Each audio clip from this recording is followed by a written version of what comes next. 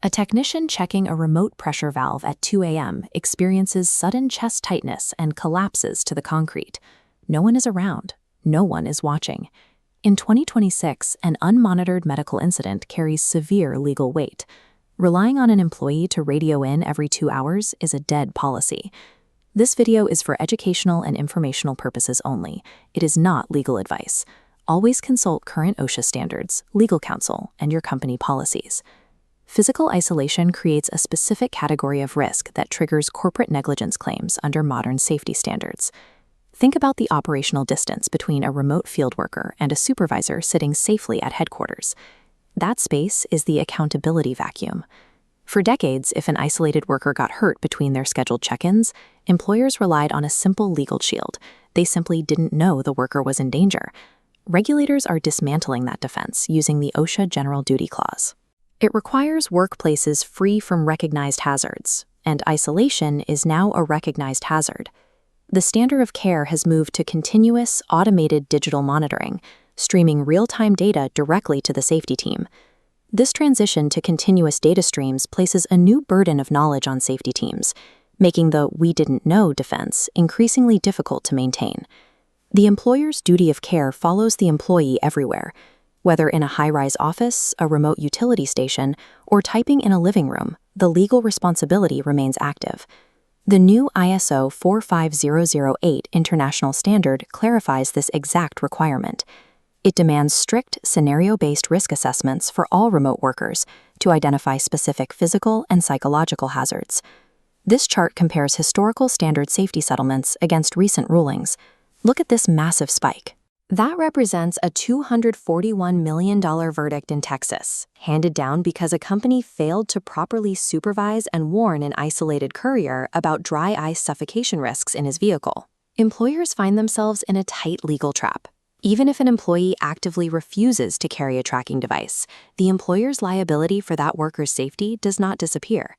Courts base their rulings on capability. Because modern technology exists to actively monitor an isolated worker, choosing not to use it creates a state of willful negligence that effectively voids the "we didn't know" defense.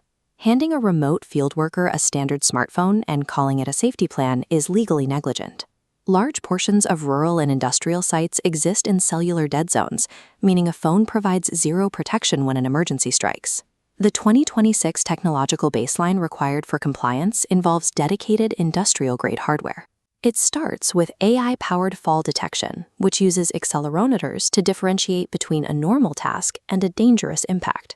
In areas without cell service, these devices use automatic satellite communicators. If a worker collapses from heat illness, a man-down sensor detects the lack of movement and triggers an emergency response, even if they are unconscious. Compliant safety systems must act automatically without human input. By eliminating the need to physically press a button, you completely remove human error from the emergency response chain. Continuous tracking creates friction with state privacy laws. In California and Texas, monitoring personal devices without consent carries severe criminal penalties. To prevent illegal off-duty monitoring, strict digital boundaries are required. Tracking must shut down automatically the exact moment a shift ends. This introduces the concept of psychological safety. If workers feel they are being micromanaged rather than protected, they will find ways to leave their devices behind. Expensive tracking technology will fail if workers sabotage it out of distrust. Organizations must implement an unquestioned stop work authority.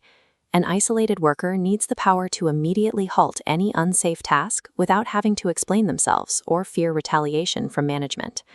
The most advanced monitoring technology in the world is useless unless it is built on a foundation of trust and genuine worker autonomy. To meet the 2026 standards, start with 2 steps.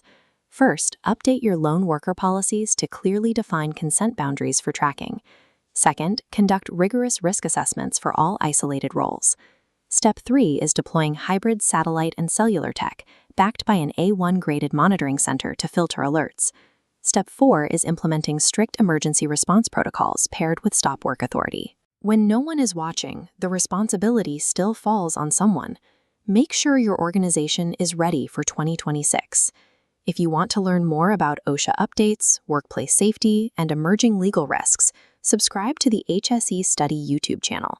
Check out the videos on screen to keep your safety knowledge current. and we'll see you in the next one.